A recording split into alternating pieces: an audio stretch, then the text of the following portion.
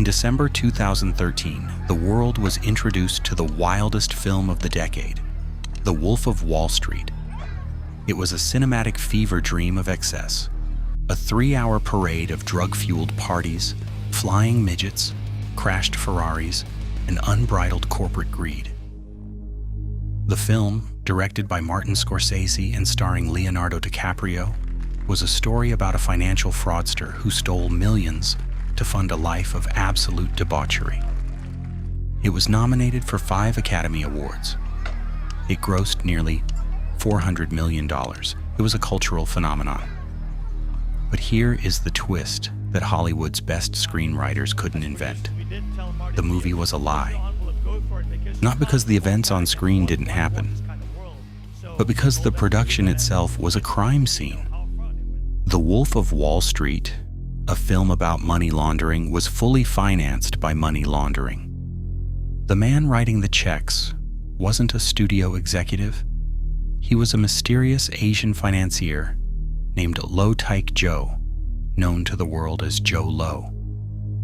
While the audience watched Jordan Belfort scam investors on the big screen, Jho Low was pulling off a heist in the real world that made Belfort look like an amateur.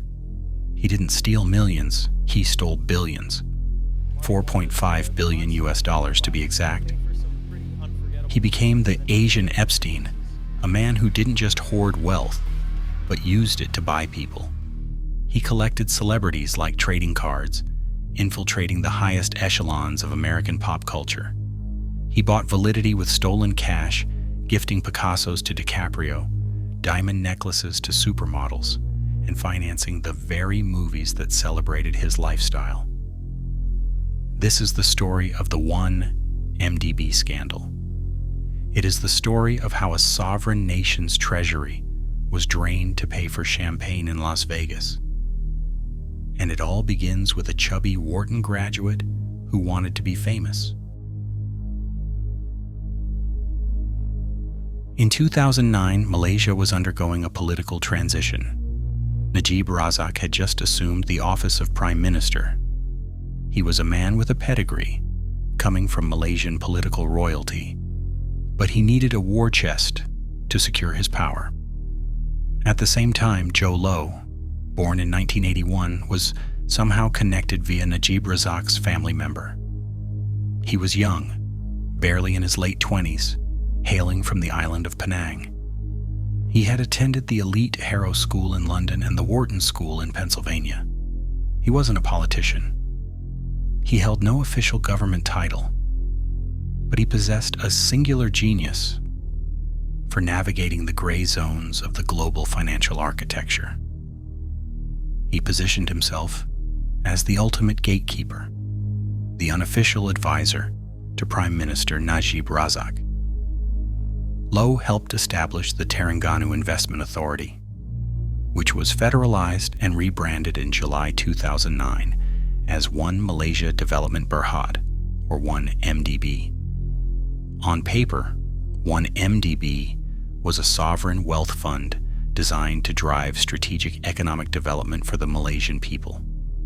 In reality, it was a personal piggy bank for a small coterie of conspirators, with Najib Razak sitting as the chairman of the board of advisors, holding golden share veto power over all decisions.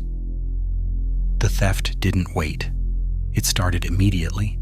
In August 2009, a secret meeting took place on a mega yacht off the coast of Monaco. Photos from the event show a casual holiday atmosphere.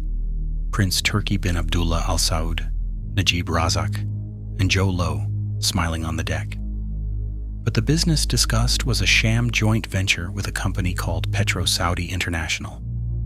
By September, the deal was signed. 1MDB would contribute $1 billion in cash. But here is where the magic trick happened.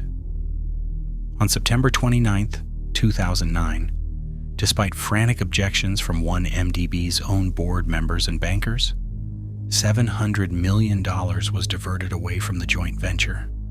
It didn't go to Petro-Saudi.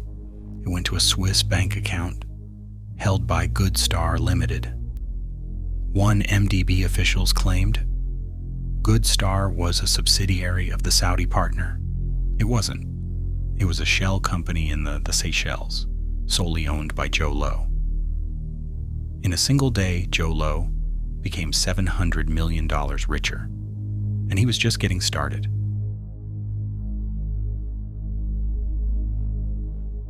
Most criminals, upon stealing nearly $1 billion, would disappear. They would buy a quiet island and vanish. Jho Low did the opposite. He wanted to be seen. He understood a fundamental truth about American culture. Visibility is currency. If you spend enough money, if you stand next to enough famous people, nobody asks where the money came from. Low began a spending spree that reshaped the luxury economy. He bought a $30 million penthouse at the Time Warner Center in New York. He bought a $39 million mansion in the Hollywood Hills. But real estate was boring. He wanted access to the Dream Factory. In 2010, Jho Low helped Riza Aziz, Prime Minister Najib Razak's stepson, co-found a production company called Red Granite Pictures. They set up shop in a lavish office in West Hollywood. Nobody had heard of them. They had no track record. But they had something no other independent studio had: unlimited, liquid cash. Soon, Jho Low and Riza Aziz started throwing parties that are now legendary in Hollywood lore. In November 2012, Low threw a 31st birthday party in Las Vegas that cost millions. It was an event of Roman excess. He hired a Ferris wheel. He flew in circus performers. Britney Spears, Jamie Foxx, and Kanye West performed. And in the center of it all was Jho Low, the Asian Great Gatsby, buying Dom Perignon champagne by the crate, surrounded by celebrities who were happy to drink it with him. It was at these events that he cemented his relationship with Leonardo DiCaprio. Low referred to the actor as L-Dog in their private communications. He courted DiCaprio not just as a fan, but as a patron. Using the stolen funds from the 1MDB bond issuances, Low showered the actor with gifts that defy explanation. For DiCaprio's 38th birthday, Low and Red Granite gifted him the actual Oscar statuette won by Marlon Brando for On the Waterfront, purchased from a memorabilia dealer for $600,000. But that wasn't enough. Low gifted DiCaprio a $3.2 million Picasso painting and a $9 million Basquiat collage titled Red Man 1. These were treasures of the art world, purchased with money that was meant to build power plants in Malaysia, now hanging on the walls of a Hollywood actor's home. DiCaprio later testified to a grand jury that he had vetted Low and his partners and was told the money came from a whale of whales in Abu Dhabi. In the blinding light of Low's generosity, the explanation seemed plausible enough.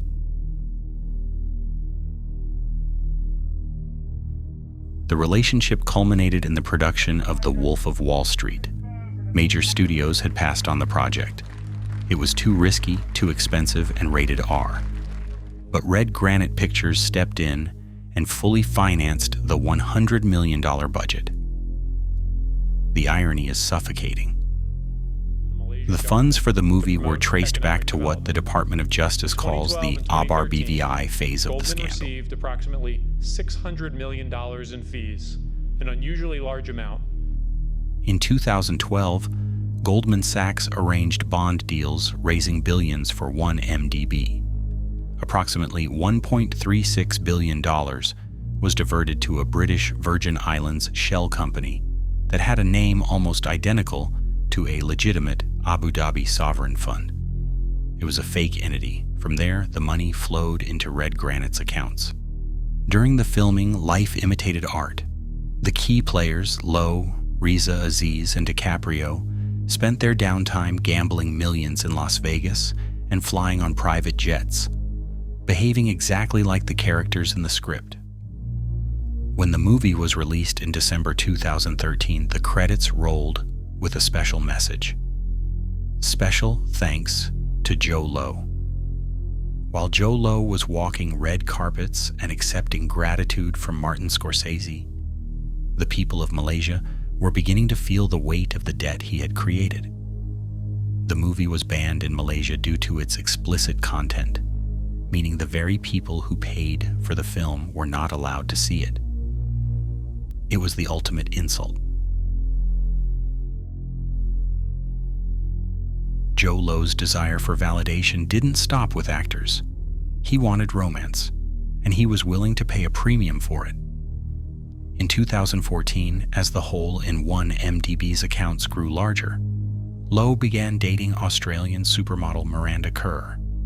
This period corresponds with the options buyback phase of the fraud. Desperate to service the debt and hide the missing billions, one MDB took out a $1.2 billion loan from a syndicate led by Deutsche Bank. Almost immediately, $850 million was diverted to fake offshore entities. Jho Low used this fresh injection of stolen cash to woo Kerr. For Valentine's Day 2014, he gifted her a heart-shaped diamond pendant inscribed with her initials, costing $1.29 million. Later that year, he hosted her on his new toy, the Equanimity.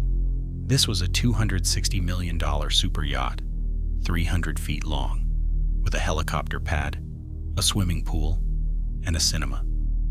While sailing off the coast of Italy, he gave her an 8.88 carat diamond pendant worth $3.8 million. Over the course of their relationship, he gifted her jewelry worth over $8 million. Every single cent of it was derived from the misappropriated Deutsche Bank loan. But Low knew he had to keep his political patrons happy too.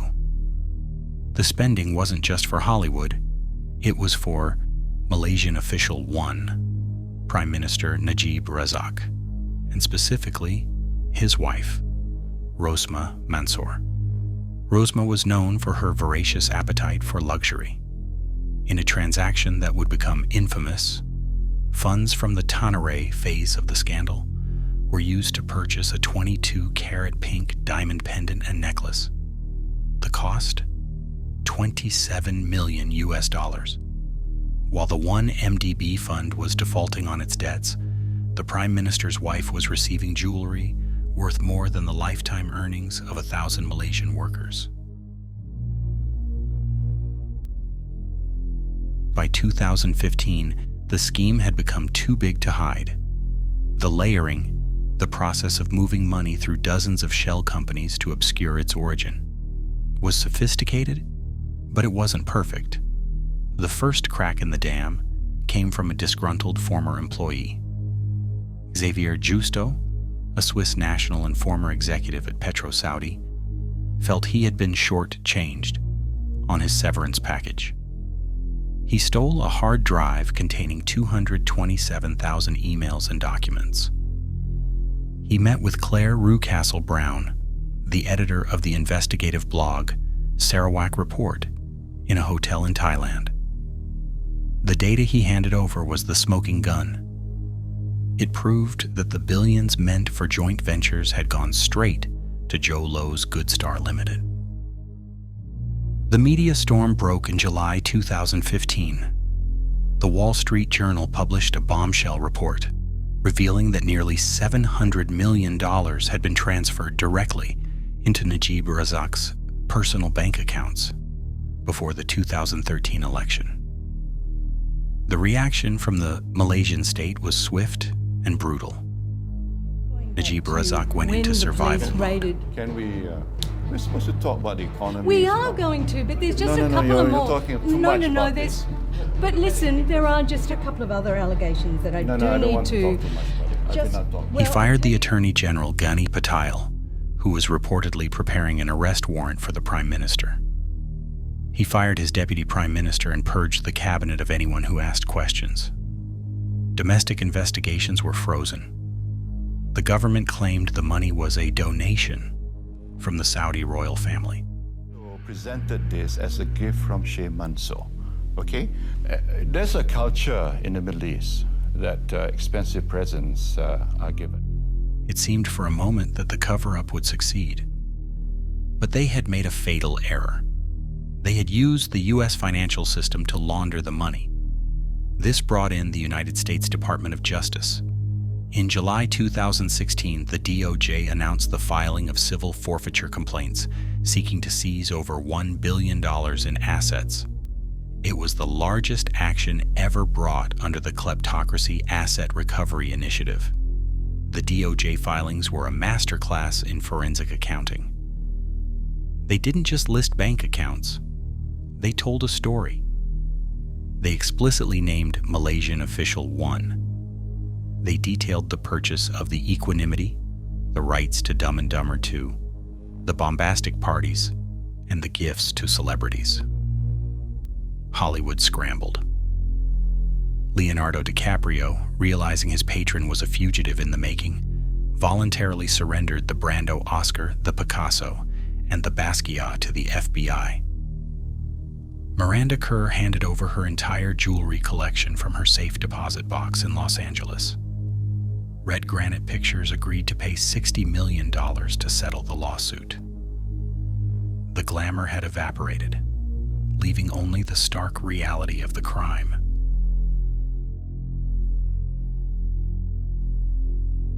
The scandal did what no opposition politician had ever managed to do. It broke the grip of the Barisan National Coalition, which had ruled Malaysia for 61 years since independence. In the 2018 general election, the 92-year-old former Prime Minister Mahathir Mohamad came out of retirement to lead the opposition. The anger over 1MDB, the GST tax, and the sheer arrogance of the Najib administration drove voters to the polls in record numbers. On May 9, 2018, the regime fell. It was a historic, stunning victory for democracy. Days later, police raided Najib Razak's luxury residences in Kuala Lumpur. The visuals were broadcast around the world.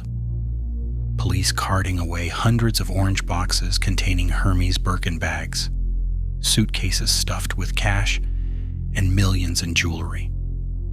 The total value of the seized items was estimated at nearly $270 million. The legal reckoning was slow but severe. In July 2020, Najib Razak was convicted on charges related to SRC International, a former unit of 1MDB. He was sentenced to 12 years in prison. In August 2022, after exhausting his appeals, a former prime minister was sent to Kajang prison. As late as December 2025, the High Court rejected his Arab donation defense in the main 1MDB trial, with the judge calling the letters forged and the defense a fabrication. The bankers fell too. Goldman Sachs, the institution that gave the scheme its veneer of legitimacy, agreed to a record-breaking $3.9 billion settlement with the Malaysian government. Roger Ng, the managing director on the ground, was sentenced to 10 years in prison in the United States. Tim Leissner, the star banker, pleaded guilty and became the witness who exposed the rotting heart of the deal. But there is one loose end: the whale, Jho Low. While his partners went to prison and his celebrity friends returned his gifts, Jho Low vanished. He became an international fugitive, the subject of an Interpol red notice. For years, rumors placed him in Thailand, Macau, or on a yacht in international waters. But recent intelligence from 2025 has pinpointed his location with chilling specificity. Investigative reports suggest Jho Low is living in a luxury compound in Shanghai, China. He is allegedly living under the alias Konstantinos Achilles Vase, traveling on a forged passport and protected by security services. He is a pawn in a larger geopolitical game, shielded from extradition. Jho Low remains the symbol of a broken system. He proved that if you steal enough money, you don't get arrested, you get invited to the party.